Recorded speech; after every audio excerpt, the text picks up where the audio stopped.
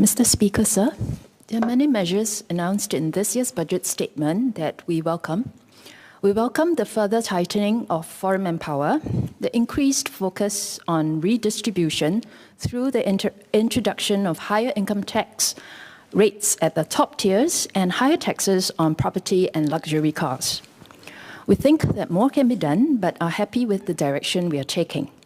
However, we object to the raising of GST. Firstly, this is a bad time to be raising GST, and we don't need the revenue now.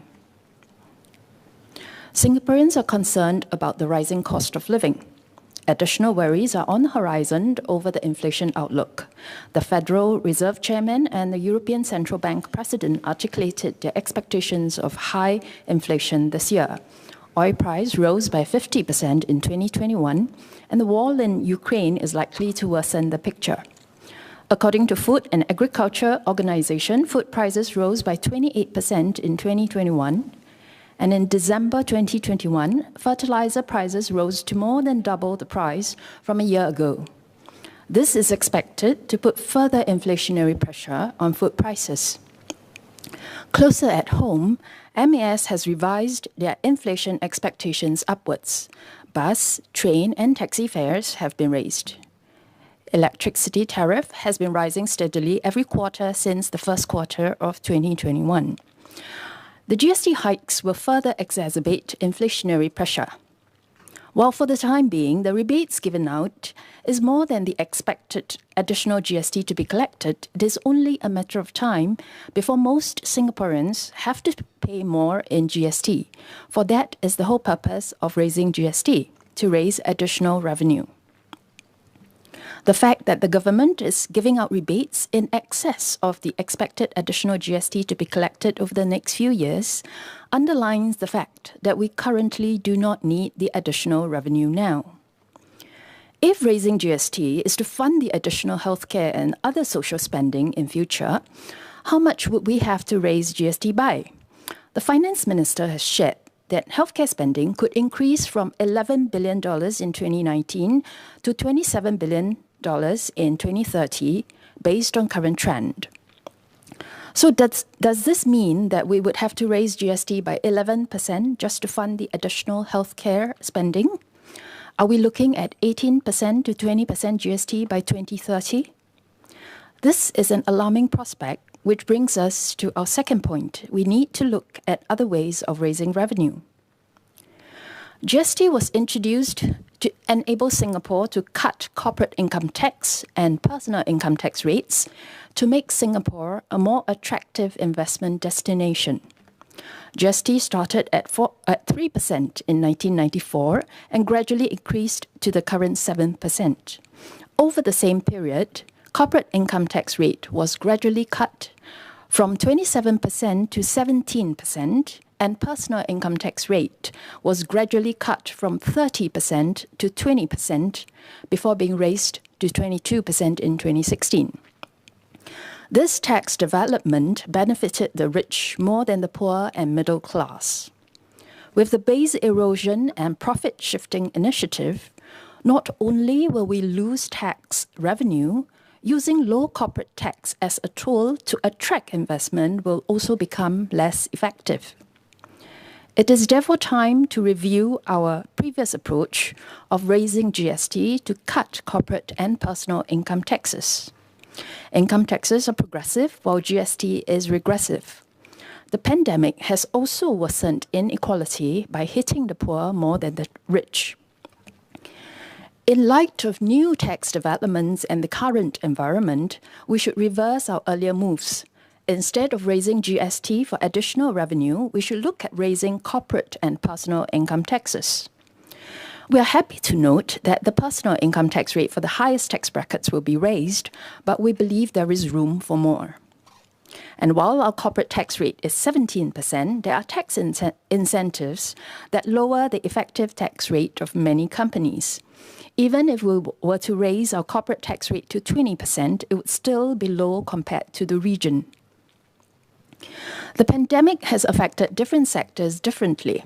Some sectors suffered, others weathered it better, while some sectors actually benefited from the pandemic. Corporate tax is applied only on profitable companies and hence is a more discerning way of raising revenue. Loss-making companies will not be affected by an increase in corporate tax rate, but some will be hit with increased cost due to a GST hike. Moreover, many companies have benefited from the generous COVID packages offered by the government, including companies that have remained profitable throughout the pandemic. It is only fair that they now pay a higher corporate tax. This is simple give and take. Next, I will talk about land sale proceeds. Currently, land sale proceeds are not treated as revenue but are put into reserves. The government considers this just a change in the form of the asset from land to money, not an income. If the land is sold on a freehold basis, once sold, forever gone, then I would agree that this approach makes sense. However, it would be a different matter if land is sold on a leasehold basis. The issue of using land sale proceeds as revenue is not new. My colleague, Mr. Leong, also mentioned this yesterday, but we're aware of the government's long-standing position on this matter. So today, PSP would like to suggest an alternative way of treating land sale proceeds. Currently, government typically sells industrial land on 20 or 30-year leases and residential land on 99-year leases. After the requisite number of years, the land returns to government and it can be sold again. The land sale proceeds is therefore more akin to rental income over the length of the lease. In Budget 2018, Workers' Party suggested that up to 20% of land sale proceeds be used as revenue. Then Finance Minister Heng said, with reference to land sold on 99-year lease, that, and I quote, "If you are rigorous about it, you really ought to be spending no more than 1% of that land sale proceeds," unquote. This statement, while true, paints an incomplete picture and is therefore misleading. It does not address what happens over time. With your permission, Mr. Speaker, may I ask the clerks to distribute a handout illustrating the revenue stream over time? Yes, please. Thank you. PSP proposes that land sale proceeds be taken as revenue over the period of the lease. In other words, if a piece of land is sold on a 99-year lease, then the sale proceeds should be taken as revenue spread over 99 years. Take, for example, industrial land sold on a 20-year lease. Suppose the sale proceeds were treated as revenue over 20 years, then each year the revenue would be 5% of the sale proceeds for the next 20 years. In year one, the revenue would be 5% of the sale proceeds in year one. In year two, the revenue would be 5% of the sales proceeds in year one, plus 5% of the sale proceeds in year two. In year three, the revenue would be 5% of the sale proceeds in year one, plus 5% of the sale proceeds in year two, plus 5% of the sale proceeds in year three. For the sake of simplicity in illustration, if we were to assume that land sale proceeds remain constant over the next 20 years, by year 20, the revenue amount would be equivalent to 100% of the land sale proceeds for the year. This is illustrated in the form of a table in the handout. The same principle applies to land sold on 30 or 99-year leases. The revenue stream is cumulative and builds up to a significant amount. PSP therefore contends that treating land sale proceeds as revenue over the term of the lease does not compromise on financial prudence and is also a significant revenue stream. Thirdly, we need to look into cutting expenditure. We should not have this thinking that when costs increase, we just raise revenue to pay for it. If expenditure increases in one area, let's first look for ways to cut costs in other areas. This is how most individuals and businesses deal with cost increases.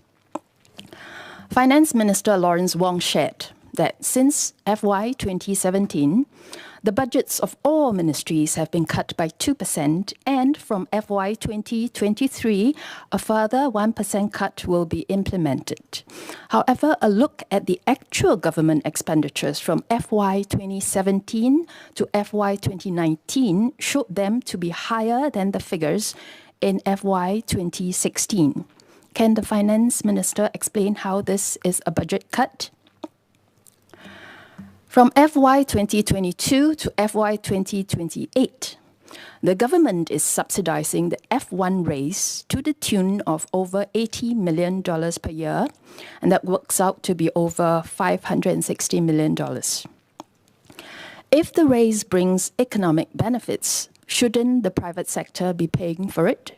Why do we need to raise revenue to subsidize F1?